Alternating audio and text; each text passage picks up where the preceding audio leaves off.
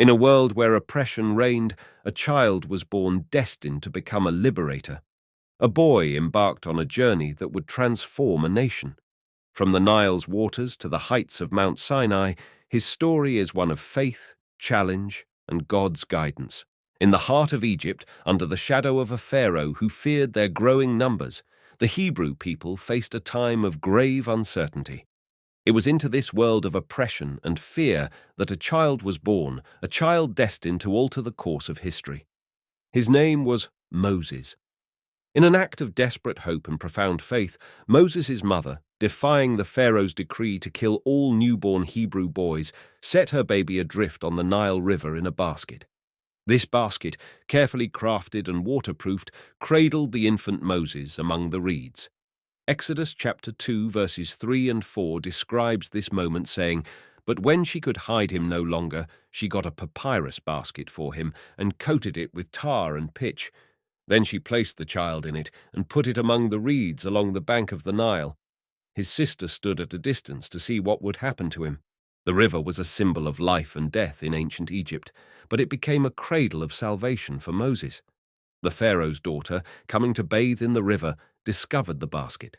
Moved by compassion upon hearing the baby's cries, she decided to adopt him.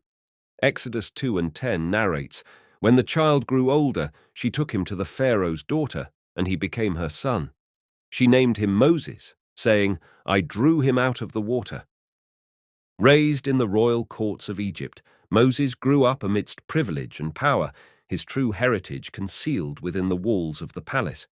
Yet, within him, there lay a deeper connection to his people, a bond that would, in time, awaken and lead him to his destiny. This period of Moses' life sets the stage for the extraordinary journey ahead. It is a testament to the power of faith and protection, where the most vulnerable of beginnings can lead to the most remarkable destinies.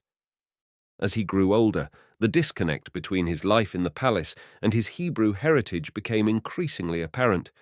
This internal conflict came to a head in a moment of fatal confrontation.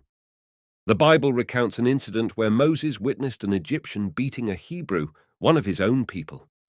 Angered by this injustice, Moses intervened, but his intervention led to a dire outcome. Exodus 2 and 12 says, "Glancing this way and that, and seeing no one, he killed the Egyptian and hid him in the sand." This act of killing the Egyptian was a turning point in Moses' life, forcing him to flee Egypt to escape the Pharaoh's wrath. Moses' flight took him to Midian, a land far from the splendors of Egypt, where he found refuge and started a new life as a shepherd.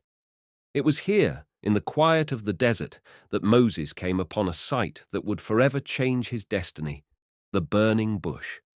On Mount Horeb, he encountered a bush that burned with fire yet was not consumed. Curiosity drew Moses closer, and it was then that God spoke to him from the bush. The burning bush, as described in Exodus chapter 3, verses 2 through 4, was not just a sign, but a symbol of God's presence, saying, "There the angel of the Lord appeared to him in flames of fire from within a bush." Moses saw that though the bush was on fire, it did not burn up. So Moses thought, "I will go over and see this strange sight, why the bush does not burn up." When the Lord saw that he had gone over to look, God called to him from within the bush, "Moses, Moses." And Moses said, "Here I am." In this extraordinary encounter, God revealed his plan to Moses. He called Moses to return to Egypt to lead the Israelites out of slavery. In Exodus 3 and 11, it shows that Moses was hesitant, saying, "Who am I that I should go to the Pharaoh and bring the Israelites out of Egypt?" But God assured Moses that he had his support. The call at the burning bush set Moses on a path back to Egypt, this time as a leader destined to confront the Pharaoh and demand the freedom of the Israelites. Accompanied by his brother Aaron, Moses stood before the Pharaoh and delivered God's message saying, "Let my people go." The Pharaoh's heart, however, was hardened. He refused to release the Israelites, prompting a series of divine interventions that would demonstrate God's power and resolve. These interventions came in the form of 10 devastating plagues, each a challenge to the Egyptian gods and Pharaoh's authority. The plagues, ranging from turning the Nile to blood to the death of the firstborns of Egypt, Exodus 7 through 12, eventually compelled the Pharaoh to relent. The climax of Moses' leadership in Egypt was the miraculous parting of the Red Sea. With the Egyptian army in pursuit, Moses, following God's command, stretched out his hand over the sea, and the waters parted, allowing the Israelites to cross on dry ground.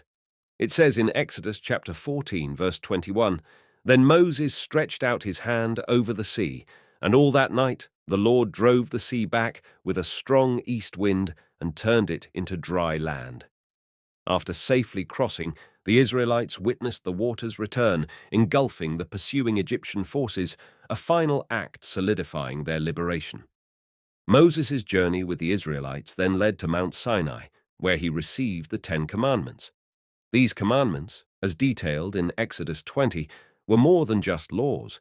They were the foundation of a covenant between God and his people, a set of divine principles that would guide them in their new life of freedom. Following the dramatic exit from Egypt, Moses led the Israelites into a new chapter of their journey, a long sojourn in the wilderness. Moses led the Israelites for 40 years. This period unfolded in the harsh, sprawling desert of Sinai, a vast expanse of arid land stretching between Egypt and the Promised Land, Canaan, a land described as flowing with milk and honey. These years, Moses faced the immense task of not only guiding the Israelites physically through the wilderness, but also spiritually, constantly interceding for them with God and striving to keep them aligned with God's laws and purposes. As Moses and the Israelites neared the end of their wilderness journey, they arrived at Meribah, a place that would become significant in the story of Moses. Here, the Israelites, once again facing the harsh realities of desert life, found themselves without water. Their frustration and fear erupted in complaints against Moses and God. In response to their need, God instructed Moses to speak to a rock, promising that it would yield water. However, in a moment of anger and frustration, Moses struck the rock twice with his staff instead of speaking to it, as commanded by God. Water did flow from the rock, providing the needed relief, but Moses' action had consequences. But the Lord said to Moses and Aaron, "Because you did not trust me enough to demonstrate my holiness to the people of Israel, you will not lead them into the land I am giving them." Moses' journey concluded with a view of the Promised Land from atop Mount Nebo. Though he would not enter it, he saw the fulfillment of the journey he had led. Moses died in Moab and was buried in an unknown grave by God himself, his life ending with a mixture of triumph and unfulfilled promise. He is remembered not only for the laws he delivered, but for his steadfast commitment to his people and his faith in God. His life teaches us about the importance of perseverance, the reality of human limitations, and the infinite mercy of God.